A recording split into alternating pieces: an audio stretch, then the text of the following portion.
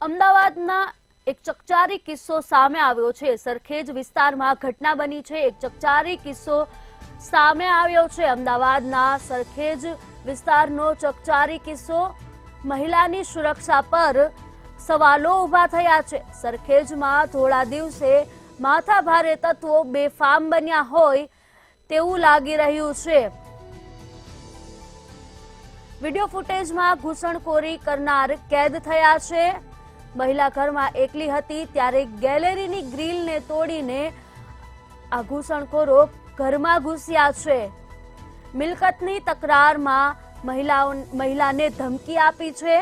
અમદાવાદમાં ઘટના બની છે જ્યાં મહિલા બૂમો પાડતી રહી અને માથાભારે તત્વો ઘરમાં ઘૂસ્યા। પોલીસને ફોન કરતા પોલીસ પણ દોડી આવી। સરખેજ પોલીસે સમગ્ર મામલે ગુનો નોંધી વધુ તપાસ હાથ ધરી છે। અમદાવાદના સરખેજ વિસ્તારનો ચકચારી કિસ્સો સામે આવ્યો છે। તો વધુ વિગતો સાથે સંવાદદાતા વિશાલ મહેતા ફોન લાઈન પર જોડાઈ ચૂક્યા છે। જી વિશાલ, અમદાવાદમાં મહિલાની સુરક્ષા ઉપર ક્યાંક સવાલ ઉભા થઈ રહ્યા છે। સરખેજમાં થોડા દિવસે માથાભારે તત્વો મહિલાના ઘરમાં ઘૂસ્યા હતા, શું કહેશો?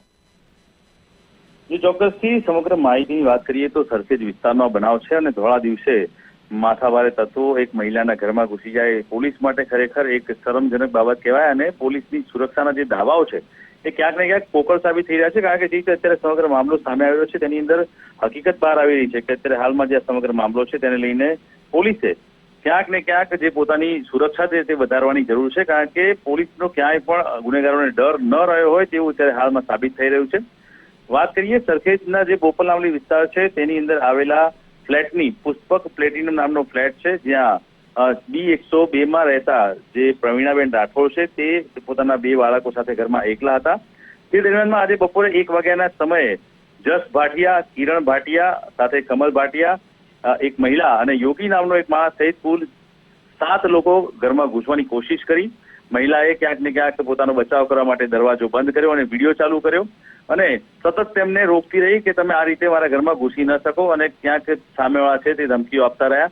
ગુનેગારો સતત ધમકીઓ આપતા રહ્યા। મહિલાએ જ્યારે ઘરનો દરવાજો બંધ કરી દીધો તો આરોપીઓએ પાછળના ગેલેરીમાંથી ઘૂસી અને તેમની જે ગ્રીલ હતી ગ્રીલનો દરવાજો ખોલી અને તે લોકો અંદર ઘૂસ્યા અને ત્યારબાદ જે અંદર ઘૂસેલો ગુનેગાર હતો બાલ્કનીમાંથી તેણે દરવાજો ખોલ્યો અને તમામ લોકો ઘરમાં ઘૂસી આવ્યા।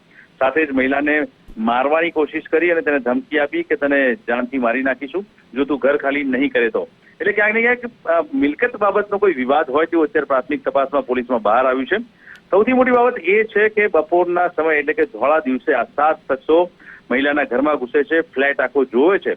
ફ્લેટમાંથી કોઈ વ્યક્તિ પોલીસને બોલાવે છે અને પોલીસ જ્યારે આરોપીઓને પોલીસ સ્ટેશન લઈ જઈ અને સમગ્ર હકીકતની જાણ કરવામાં આવે છે ત્યારે પોલીસ ગુનો તો દાખલ કરે છે પરંતુ ગુનેગારોની હિંમત એટલી વધી ગઈ કે જ્યારે તે લોકો પોલીસ સ્ટેશનમાંથી ફરી સાંજે પરત આવ્યા ત્યારે ફરી એકવાર રાતના 9-10 વાગ્યાના સુમારે ફરી એકવાર આ મહિલાના ઘરમાં ઘૂસ મારી અને તે લોકોએ ઘરની લાઇટો બંધ કરી અને સાથે તે લોકોને ધમકાવ્યા। જ્યારે લાઇટો ચાલુ કરી ત્યારે કિરણ ભાટિયા નામના વ્યક્તિએ વિડીયો પણ ઉતાર્યો અને તમામ લોકોને ધમકાવ્યા કે જો ઘર ખાલી નહીં કરો તો તમારી ખેર નથી।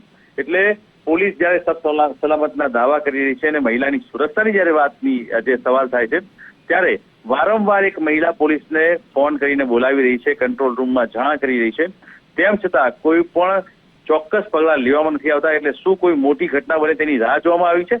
એ આ સવાલ ક્યાંક ને ક્યાંક ઉભો થઈ રહ્યો છે કે જ્યાં સુધી મોટી ઘટના નહીં બને ત્યાં સુધી શું પોલીસ કોઈ કડક કાર્યવાહી નહીં કરે? કારણ કે અત્યારે હાલમાં એક જ દિવસમાં 2 વાર આ શખ્સોએ આ મહિલા એકલી હતી ત્યારે તેના ઘરમાં ઘૂસ મારી છે અને તેમને ક્યાંક ને ક્યાંક ધમકાવવાની અને મારવાની વાત બી કરી છે અને તમામ તેના વિડીયો પણ ક્યાંક ને ક્યાંક મીડિયા પાસે પણ આવ્યા છે।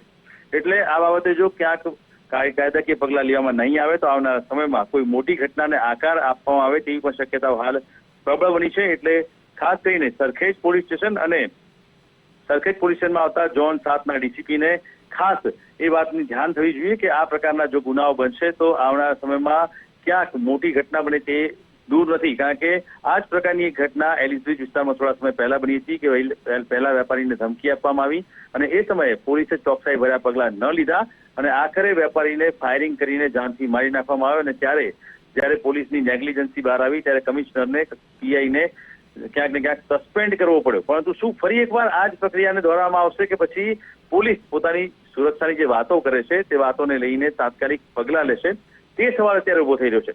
એક મહિલાની સુરક્ષા અને બાળકોની સુરક્ષાને લઈને પોલીસ શું કાર્યવાહી કરશે તે સૌથી મોટો સવાલ છે. એટલે જોવાનું એ રહેશે કે હવેની આ ઘટના છે તેમાં વારંવાર મહિલાએ 2 વાર જ્યારે પોલીસને બોલાવી છે ત્યારે પોલીસ હવે શું નક્કર પગલાં લે છે અને આ આરોપીઓથી મહિલાને ક્યાંક સુરક્ષિત કરે છે. જી વિશાલ, સમગ્ર માહિતી બદલ આભાર.